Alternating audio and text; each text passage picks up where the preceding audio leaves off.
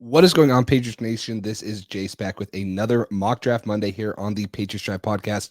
First off, happy free agency day today, Monday, or whenever you're watching this. We're going to be getting a lot of news coming up in this week about who the Patriots are signing, who they're bringing back, and where the direction of this team is for the draft. So this is kind of the last video for me, at least in the Mock Draft Monday, where I feel like it could go any way. I feel like that the next couple mock drafts I do before the draft, I'll have a clear direction on where they want to go and who they're going to try to draft. But again, appreciate everyone tuning in. Make sure you guys like, subscribe, and comment. Let me know down below your thoughts on this mock draft, maybe who you want the Patriots to sign, and then that will lead us into who they want to draft. But without further ado, let's get right into this mock draft.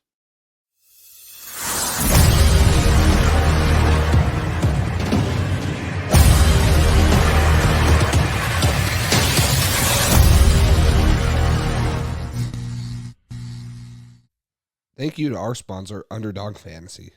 Underdog is the easiest place to play fantasy sports. With Underdog, you have a chance to 20 times your money in a single night. You just have to choose higher or lower for whatever player stats you want, and you have a chance to win big. Pick anywhere from 2 to 5 players by downloading their app or going to UnderdogFantasy.com. And now with their pick'em insurance, you don't even have to hit on all your picks to win the money. So what are you waiting for? Make sure you use code PATCHDRIVE today for your first deposit matched up to $100. All right, everybody, let's jump right into this mock draft. Again, happy free agency, whatever we're celebrating it is today. Patriots have a ton of cap space, and they've already made a couple big signings, bringing back Kendrick Bourne, transition tagging Kyle Duggar. We'll see what happens with him. And then obviously Hunter Henry. Hopefully we have more news by the time you guys are watching this. There's also been a trade. The Patriots gained an extra 6th-round pick 192, which you can see at the bottom, because they traded quarterback Mac Jones to the Jacksonville Jaguars. First off, I hope Mac gets a clean start. I don't know how it will be in Jacksonville because of the Trevor Lawrence situation, but I hope he gets a clean start because what the Patriots did to him is unfair, and hopefully no other rookie quarterback has to go through what Mac Jones did. Now he has a lot to improve on, but I hope he does succeed. So that's kind of my take on that. But let's jump right into this trade. Okay, we've heard a lot of things out of the Patriots, and whether it's a smokescreen or not, there's been rumors that the Patriots want Jaden Daniels at pick 3, and if it's not Jaden Daniels, then it's probably going to be a trade back because they're not high on Drake May. I personally am high on Drake May. If Drake May is there at pick 3, I would love for them to take him. He's young. He's 21 years old, younger than most of these guys. He has a footwork stuff to improve on, but man, he can run. He has that frame. Josh Allen, Justin Herbert, if he's there, I would not be afraid to take him. In this one, I have Jaden Daniels going pick number 2, which is what I think a lot of people are saying is going to happen. I don't know if I believe it quite yet. So I have the Patriots trading. Okay, I have them trading down 3 spots with the New York Giants. Maybe the Giants are big believers in Drake May. Maybe they want to go up and take him and let him sit for a year under Daniel Jones. They have Daniel Jones under contract. So maybe they want to have him sit for a year, work out some of those things, learn, and then jump in here. Okay, so I have the Patriots getting pick 6 and 47, and then also a future first. Now, this could easily be a future second. Also, on top of this could be a 4th-round pick 2. To make it simple, I went 2 firsts and a second just for simplicity of this. We are still doing 6th-round mock drafts, so I didn't want to do a ton of picks. Okay, so with that, I think that the Giants would go quarterback there. You would probably have the Cardinals stick and pick a Marvin Harrison Jr. at 4. So the Patriots would get a chance to take who I believe is the 2nd best wide receiver in this draft class. That's Malik Nabers. Okay, Malik Nabers didn't test at the combine, so we'll see how well he does at his pro day. But he's 6 foot, 200 pounds. Okay, he's so explosive. Okay, when he's in short areas, he is so explosive. His change of direction skills are incredible. He has really good hands. His releases, some comps are people saying Antonio Brown, maybe a Jamar Chase. He's that elite level type of wide receiver. Okay. Last year at LSU, he had 1,500 yards, 14 touchdowns, 17.6 yards per catch. And then that was following an 1,000-yard season 2 at 2022. Him and Jaden Daniels were obviously really, really good. He forced the 4th most missed tackles amongst wide receivers with 30. He had the 19th most deep catches in college football with 19.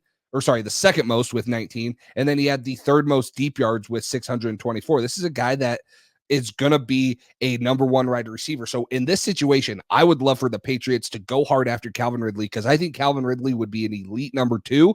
He'd probably serve as a number 1 for a couple of years. And then Malik Neighbors, maybe, year 1, he has a Justin Jefferson, Jamar Chase type of year, but he would eventually be the wide receiver 1, and Calvin Ridley could be the older vet that's wide receiver 2. Plus you have Demario Douglas and Kendrick Bourne on that side. That would just solidify a amazing receiver core for who's ever going to be at quarterback. In this scenario, would be a veteran just for 2024, like a Jacoby Brissett.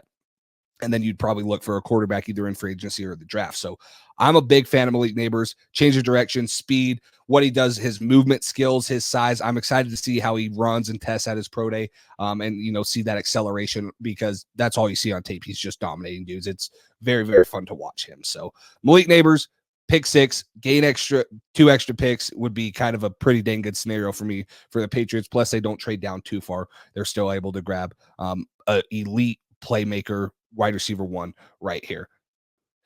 All right, so with the second pick, I'm going to have the Patriots taking offensive tackle Jordan Morgan. Now, the reason I haven't done Jordan Morgan so much in mock drafts is because his arm length came in at 32 and 7/8. So I've talked about the threshold for offensive tackles. You want him to have 33-inch arms, okay? But he tested very well, okay?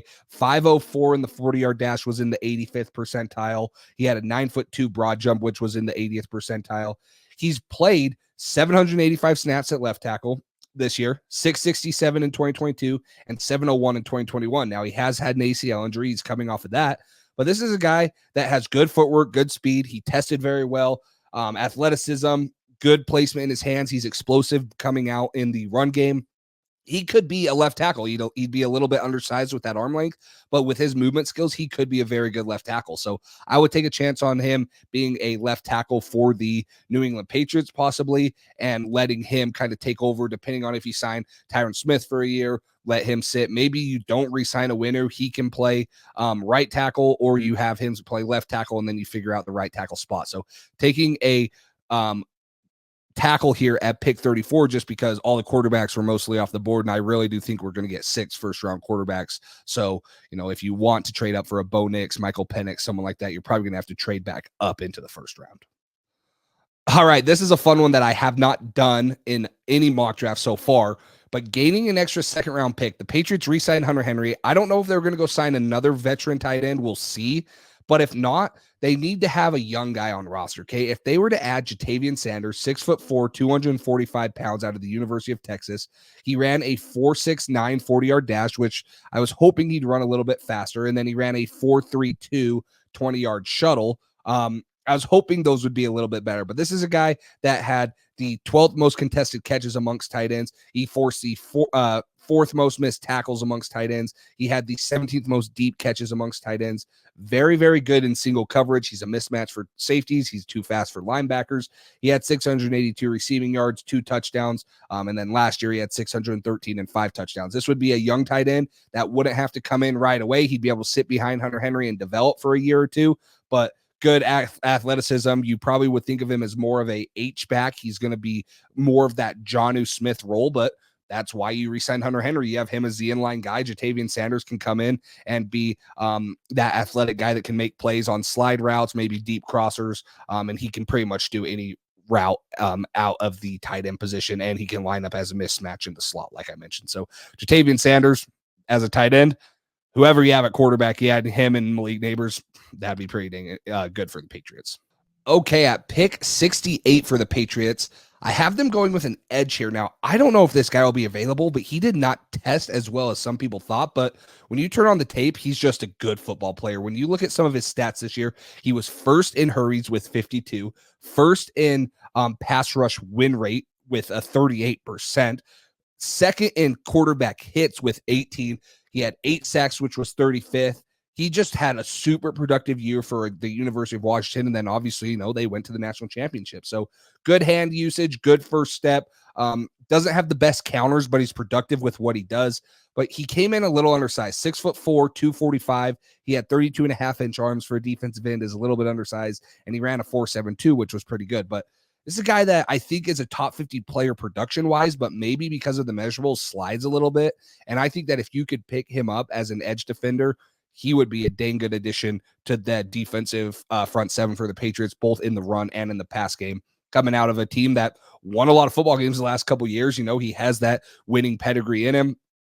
Very physical, loves to play in the run game. He's not afraid to be nasty, when he has to set the edge, and has a good first step explosion. So Braylon Trice, if he were somehow to fall out of the top 50, man, I think it would be a big steal for the Patriots. I just don't know how likely it is for that to happen. Sticking on the defensive side, I have the Patriots going with Chris Abrams-Drain. Okay, this is a corner out of the University of Missouri. Now, their best corner is Ennis Rakestraw. He didn't test super well, so he might be a second-round pick. But this is another guy. He ran a 4.4 40. He has experience in both man and zone. He had a 23.5% forced incompletion percentage. That was top 40. He forced 12 incompletions, which was top 20 in the country. He had 177 snaps in man coverage, which was 17th amongst college football corners. So he's one of the more experienced guys in corner or in press man coverage, and he can play off coverage too and play zone. So I would like to add another guy. Some people think it's going to be a slot guy, and you keep John Jones on the outside, but I would like to add a little bit of a bigger body than John Jones. Not that John Jones hasn't proven that he can't play on the outside, but I think it's a little more proactive for the Patriots defense to add one of those bigger bodied receivers alongside Christian Gonzalez and let Jonathan Jones utilize that speed and quickness in the slot with a guy like Marcus Jones. So I like Chris Abrams-Drain here. I think that he would add a cornerback 3, cornerback 4 for the Patriots with the loss of Jack Jones and JC Jackson last season. I think he would come in here and have a chance to contribute right away and, be a playmaker for this defense. Okay, this is going to be an interesting one. This is a guy that I thought I would probably put him as my running back 2 right now. So he's probably not going to be there in the 5th, but in PFF mock draft simulator, he did. It'll just depend on, what teams, how they view running backs, but it is a loaded free agency class on the running back side. So maybe some of the running back needy teams are going to go with a Saquon Barkley, Josh Jacobs, DeAndre Swift type of guy, but Trey Benson out of Florida State. Okay. This guy, had 905 rushing yards this year. He had 994 last year, 14 rushing touchdowns in 2023, 5.8 yards per carry. He was super productive for Florida State. And he tested very well. He ran a 4.39. He has he was 6 foot 215, a little bit of a bigger back. I don't know what the Patriots want to do with Ramondre if they want to re-sign him, but it is becoming a little bit of a concern because of his injury history. They might need to find someone that could be a lead back if they don't want to re-sign Ramondre Stevenson when his contract is up. So it would be interesting to see there. Trey Benson also jumped 10'2", which is in the 70th percentile. Just a very productive NFL build back. Some people have compared him to like Breece Hall, saying that he has that size and that speed and athleticism. He's just a freak of nature. Like watching him run at Florida State, very, very productive. He's good in both gap and zone. He has very, very good yards after contact numbers too, where he can run through arm tackles, break a couple tackles from safeties, corners, and continue to run down the field. So I would love to add, maybe not, because I do believe in Ramondre Stevenson. I think Ramondre is a dang good running back. He's just, one, gotten banged up a little bit, so you need to bring someone in to take some carries off of him. But 2, he's also had some issues staying or keeping the ball off the turf, obviously in his rookie year and then since then. So maybe the Patriots don't view him as that long-term running back 1, but if they do, then, you probably don't look at a running back here and maybe you go more of a pass catching back. But man, if Trey Benson's available in the 5th round, there's no way I'm passing on him. But I would say this is probably a little unrealistic. Just wanted to throw his name in the ring because he was available in PFF mock draft. So, all right. So next in the 6th round with the Patriots original 6th round pick at 179, I have them going a quarterback here now. It's not like this quarterback's going to come in and play. Okay. This is just bringing a depth piece in there, depending on what they do with Zappy. Zappy's probably the backup, but they'll take a chance on a 6th round quarterback, especially a guy like Joe Milton III, 6'5", 235 pounds. He was in the 85th percentile in everything he did. 33 and 3/4 arm length. He had a 10 and 1/4 hand size, which is big for a quarterback. A 35 on the vertical jump, a 10'1" on the broad jump amongst quarterbacks. And this guy probably has the best arm in the draft. Like watching him throw at the combine, Drake May, Caleb Williams, they all have good arms, you know, throwing it with high velocity. Joe Milton can flat out sling it, and he has that NFL build. He's a little inconsistent, his decision making. That's why he's going to be a 6th-round pick. But man, this guy has everything you want. He could come in and may probably get you through a game. He has a better arm than Zappe, in my opinion. He's bigger than Zappe. He's not going to have problems standing in the pocket, taking hits. He's not going to have problem seeing over offensive linemen or defensive linemen. It would be a good 6th-round pick for a quarterback, in my opinion, just because of the traits and tangibles he's had.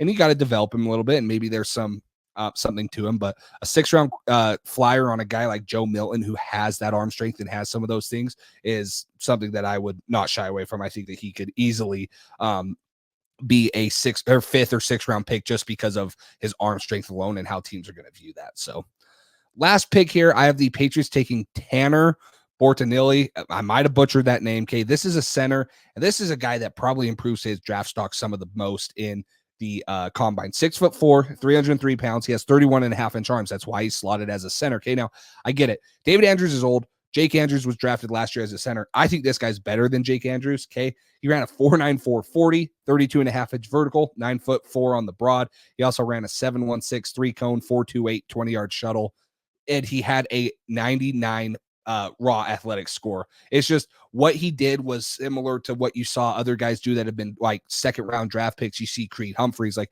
he's that type of athlete at the center position. He's very, very good at reaching guys. He's experienced. He's played over 1,900 snaps. He's played guard and center.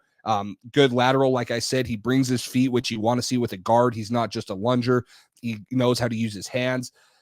He would be a great 6th-round guy to potentially replace David Andrews. And, you know, some people might say I would rather have Jake Andrews replacing him, but I think this guy showed more athletically than Jake Andrews did. I think that he's played a little bit more than he has. And, you know, he could come in and be one of those late-round center picks that you kind of see pan out and have a really dang good career, especially their first couple of years, because that's just, they're dogs in the trenches. You know, it's kind of a cliche thing to say, but what they do in the trenches is really impressive. So this is how I have the Patriots in this mock draft. Again, this is only because of the rumors and reports that Jaden Daniels is gaining steam to go to. The Patriots don't have faith in Drake May.